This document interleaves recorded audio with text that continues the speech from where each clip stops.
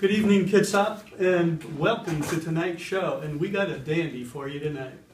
As you know, we are now entering the heating season, which means your utility bill is going to be coming.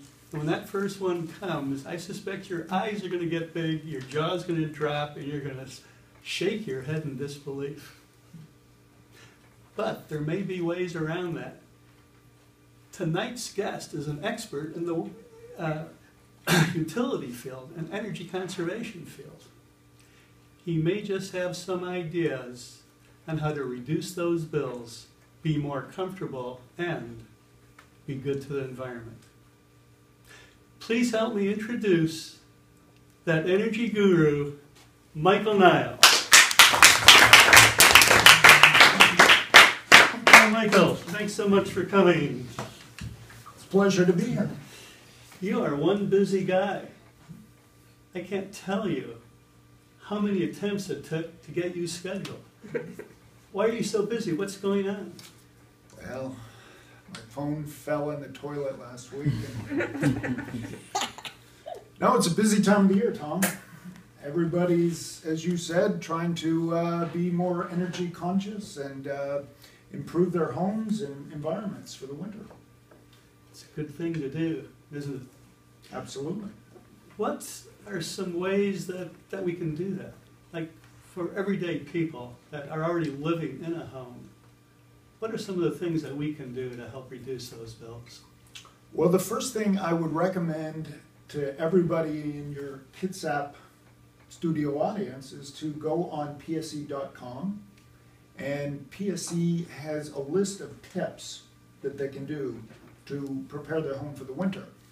If they have mechanical equipment like furnaces that haven't been inspected in the last few years, they should go on there and have a contractor come out and check that furnace, make sure everything's running smoothly. One thing that people tend to overlook this time of the year is humidity in their home. And that's a problem with older homes, especially in this environment. So getting a gauge and keeping track of humidity and maybe getting a dehumidifier for the home. Wow, so taking out the humidity will actually help you save energy. Absolutely. Oh, that's pretty cool. What about things like as simple as like light bulbs? I think those old incandescent, they're kind of a thing of the past, aren't they? They're going away very rapidly, Tom, and once again, if you go to the big box stores, you can pick up LEDs now for very reasonable prices. They're reduced, bought down by the utility, and they're very efficient, and they use a fifth of the energy of your incandescents. That's quite a bit, isn't it? Yes. Wow. Now, is it different, say, for new homes versus remodels and the things that a person should be doing? I don't know how many people here are planning to build a new home, but for those that are, what type of advice could you give people that are considering building?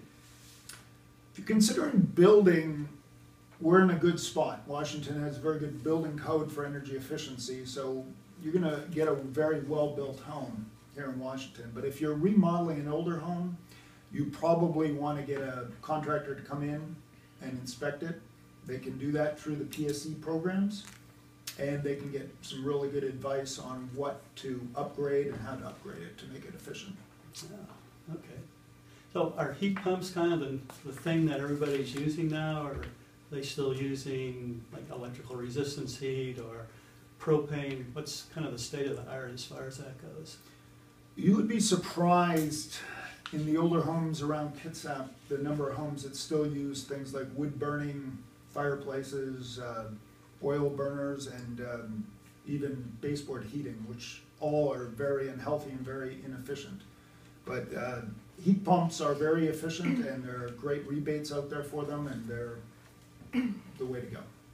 Okay, that sounds good. Those are good tips, I think.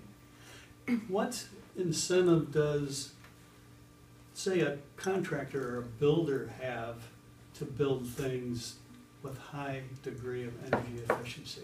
I can see it from the customer's standpoint, the person that's purchasing the home, but why would a builder want to do that? Primarily for his reputation. You know, if you go back 5 years, most builders didn't think of things like energy efficiency, indoor air quality, water conservation, things like that. Today, the majority of them are aware of it, and it's good for their business. They also get incentives and rebates for doing it, and they get awards, so it's very important for them to build to those higher standards. Well, that would be an incentive, I think. Are, like, heat recovery systems, are they getting to be more popular? Are they even used, like, to, say, for hot water heat recovery or exhaust air? Are those being used quite a bit now? Absolutely, absolutely. As people tighten up the home air tightness, you need to exchange air regularly. You need healthy, fresh air coming in. So heat exchangers, what they will do is they'll take that outside air, they'll warm it with the outgoing air, and they'll bring fresh air into the home. That sounds pretty good. You save all that heat then, don't you? Exactly. Yeah. Well, that's certainly a good idea. It makes a lot of sense. I noticed, I've seen a lot of advertising, like in this community, for the so-called grow community, which seems to be, at least by their advertisement, state of the art. It's solar panels, and they even, I think, have a Prius over there that you can use, and very high energy efficiency. Is that, do you know, pretty much state of the art?